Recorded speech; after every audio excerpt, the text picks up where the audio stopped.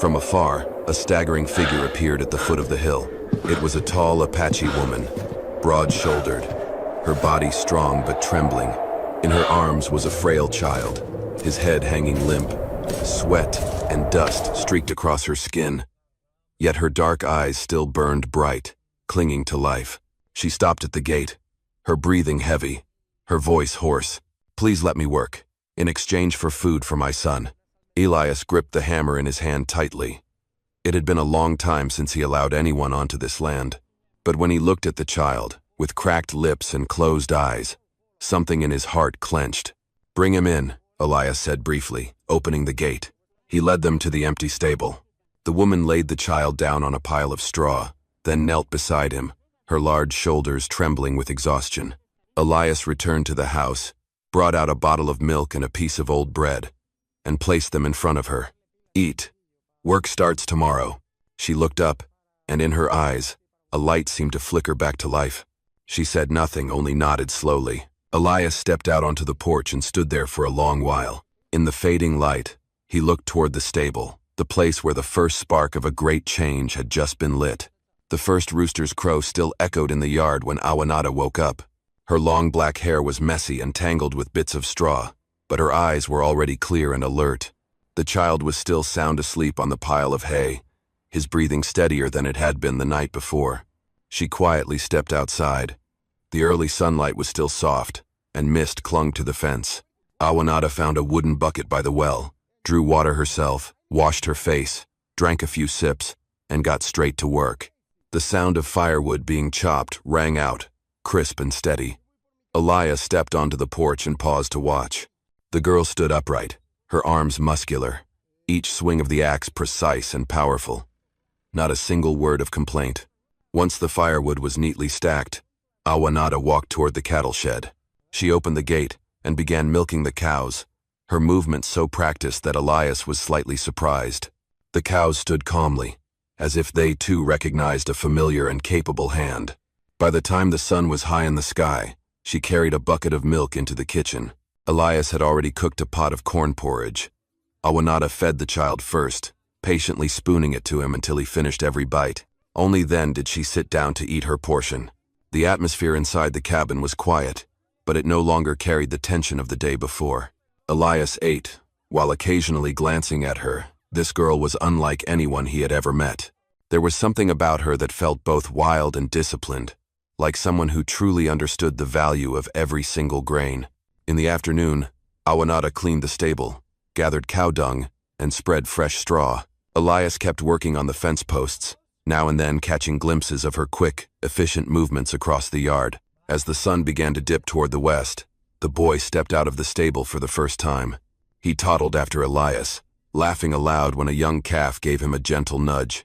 The bright sound of his laughter made Elias freeze in place.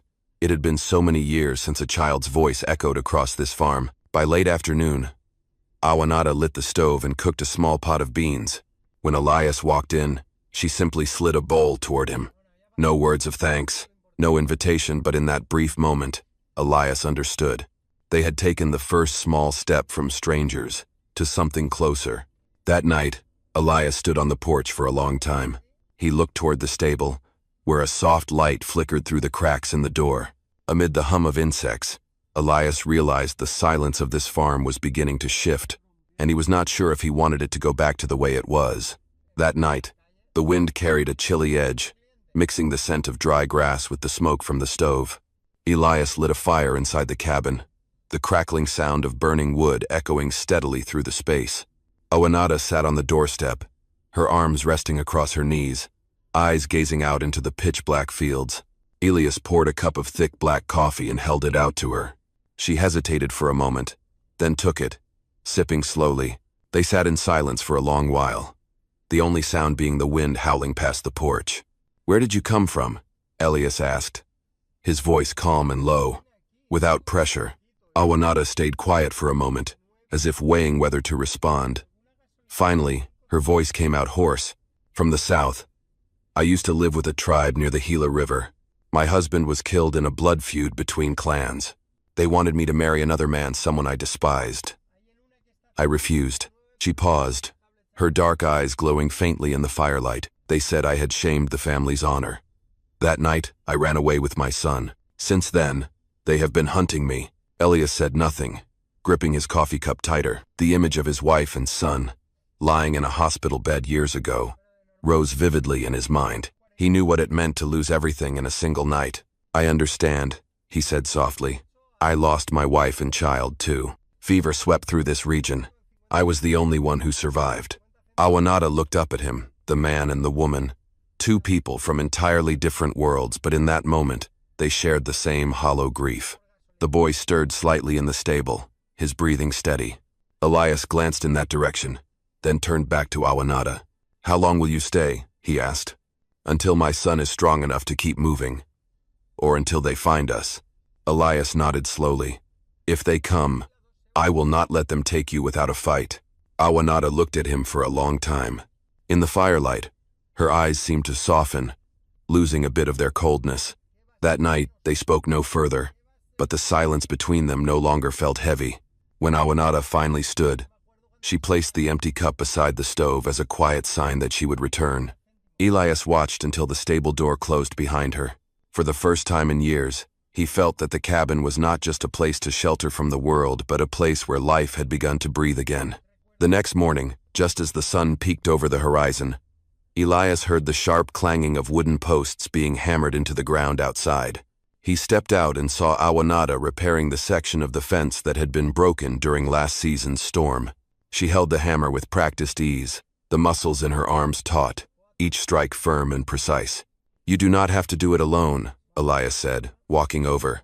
Awanada glanced at him but did not reply. She kept working. Elias picked up a roll of barbed wire and moved to the other side, pulling it tight. They worked in silence, but in perfect rhythm, as if they had been doing this together for years. When the last post was in place, Elias gave the wire a strong tug to test it. It snapped back and lashed across the back of his hand, drawing blood. Awanada dropped the hammer and stepped over. Without a word, she took his hand and examined the wound. Her calloused fingers gripped his with an odd gentleness. Wait here, she said briefly, then turned back to the stable. Moments later, she returned with a clean cloth and a bit of herbal salve. She knelt down and carefully bandaged his hand. Elias looked down and saw sweat beading on her forehead. A few strands of hair stuck to her cheek. Thank you, he murmured. Awanada looked up, her eyes meeting his. In that moment, they were no longer the man offering shelter and the woman seeking refuge. They were equals, two people holding this land together. That afternoon, they herded the cattle home side by side. The sun painted the field a brilliant gold.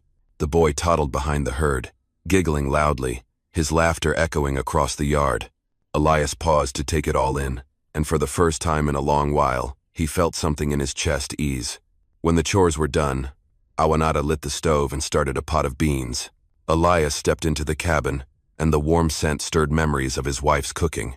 He sat at the table, and for the first time, Awanada sat across from him instead of eating out on the porch. They ate in silence, but it no longer felt distant. When the bowls were empty, Elias leaned forward and poured some more water, his voice low but clear. If you plan to stay, tomorrow I will give you a gun. This land needs protecting. Awanada looked straight at him, unblinking. Then she gave a slow nod as if accepting a vow. That night, Elias sat on the porch for a long time. In the moonlight, he saw Awanada seated at the stable door, cleaning the blade of her spear.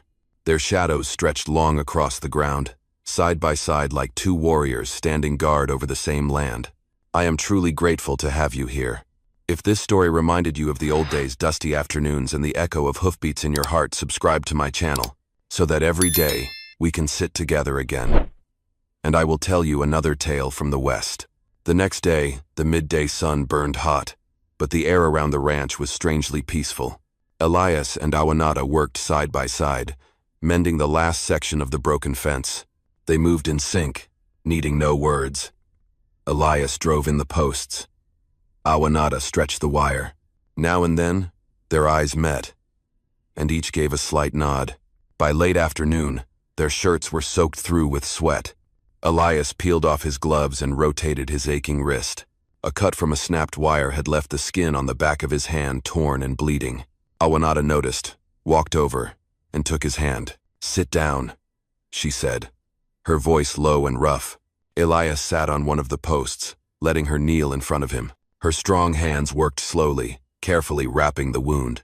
Her touch was gentle enough that Elias felt his heartbeat quicken. When she looked up, their eyes met close now, and in her dark eyes, the fierce edge had softened into something warm, something tender. That afternoon, they herded the cattle back together. The little boy ran after them, bursting into laughter as a calf playfully chased him. Elias could not help it, he laughed too, the sound breaking through years of silence. Awanada turned to look at him, and the corners of her lips lifted the first real smile she had shown since arriving. That evening, they sat by the fire. Sweat and dust still clung to them, but neither seemed to care. Awanada sat cross-legged, holding a cup of water, watching the flames flicker. Elias sat across from her, eyes fixed on her face. Tomorrow. Elias hesitated. We should start rebuilding the barn roof. Before the rains come. Awanada nodded. I will help. This is my place too. Silence stretched out, filled only by the crackle of burning wood. Elias leaned forward.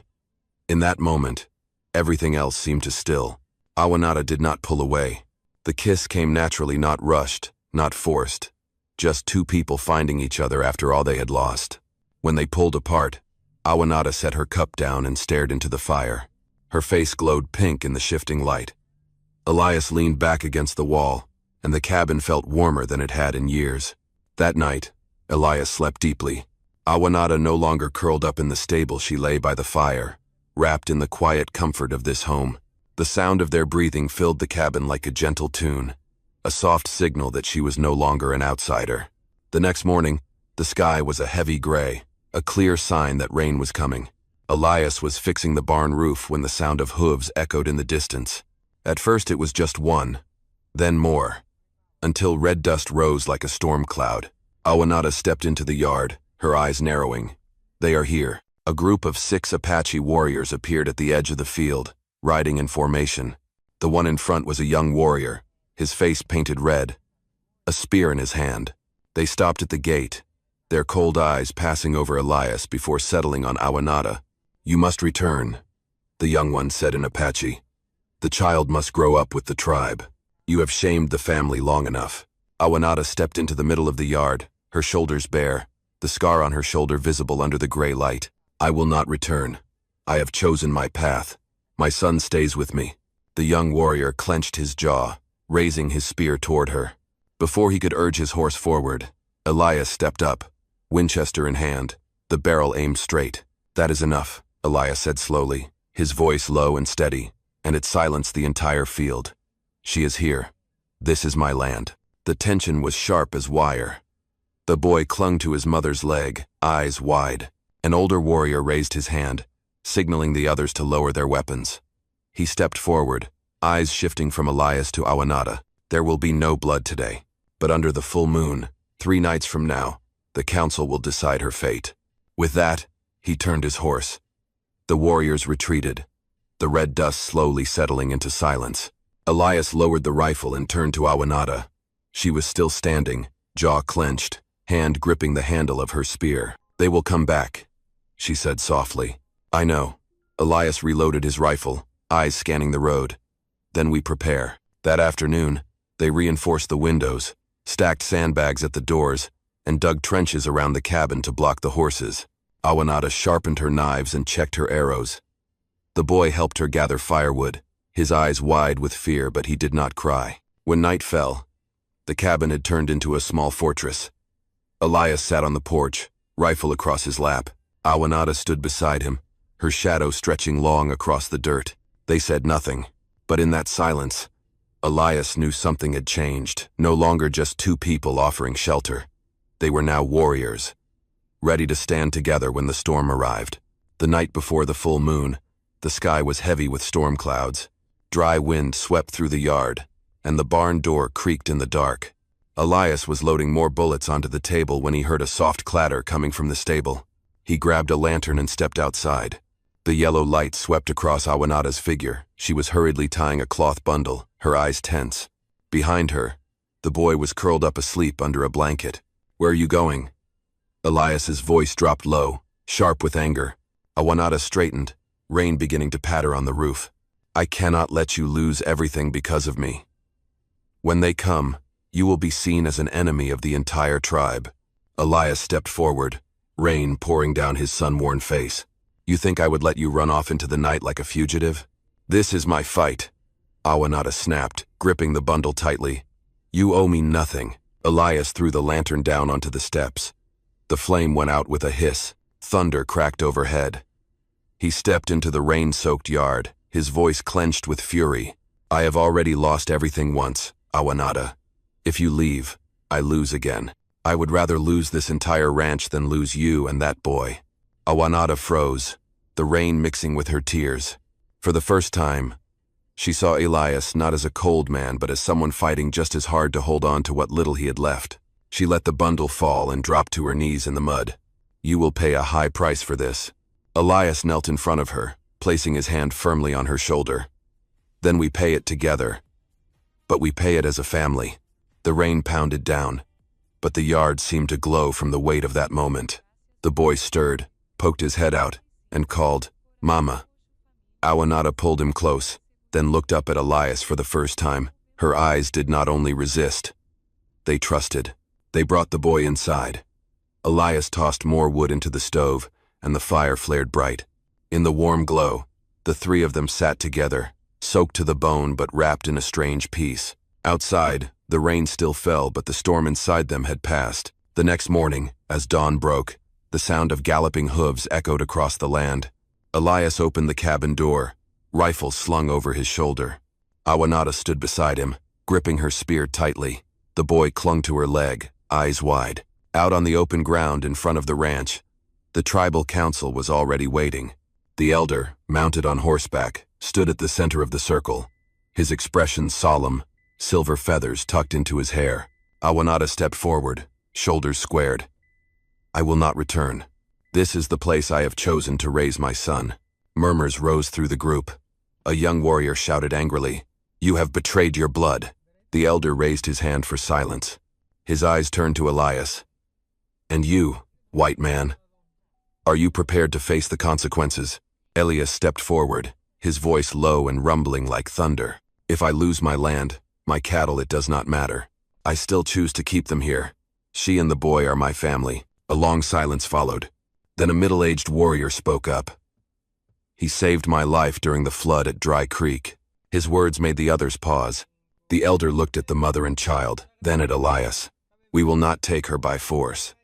But... He pointed toward the open field, his voice ringing out like a verdict. Prove this land is worthy for the boy to grow upon. When harvest season comes, we will return. If this land still stands, if you have held each other through it all, we will honor her choice. No one answered. Elias simply nodded, as if accepting a sentence. The council turned their horses and disappeared beyond the ridge. That afternoon, Elias and Awanada began rebuilding the burned fence, driving in fresh posts, reinforcing the cattle pens. The boy ran circles around them, laughing as he handed bits of straw to his mother. As the sun dipped below the horizon, the three of them leaned against the new fence, their shirts soaked with sweat but their eyes shining with something fierce and bright. They needed no blessing, their own hands had earned their right to be here. When night fell, the cabin glowed with firelight. Elias sat on the porch. Awanada stepped out and leaned against his shoulder. The boy lay asleep in her arms. Before them, the night sky spread wide and filled with stars, peaceful as if the whole world had paused. We are not running anymore, Elias said softly. Awanada nodded, her dark eyes glinting. And we will never give up. The night breeze drifted gently by, carrying the scent of fresh grass. For the first time in years, Elias felt like he truly had a home, a place worth living for and worth protecting. Friends, freedom is not a gift handed to you. It is something you must hold on to with your own two hands. When a man dares to stand for what is right, when a woman dares to choose her own path, that is the moment a barren land becomes a home, and love becomes a reason to fight to the very end. Thank you for listening. To all my cherished listeners of Wild West storytelling, wherever you are, I truly hope you find peace. I love every single one of you. Tell me, what did you feel while listening to this story? Leave a comment below. Type the number 1 if you enjoyed this tale. And do not forget to subscribe channel for more thrilling Western stories coming soon.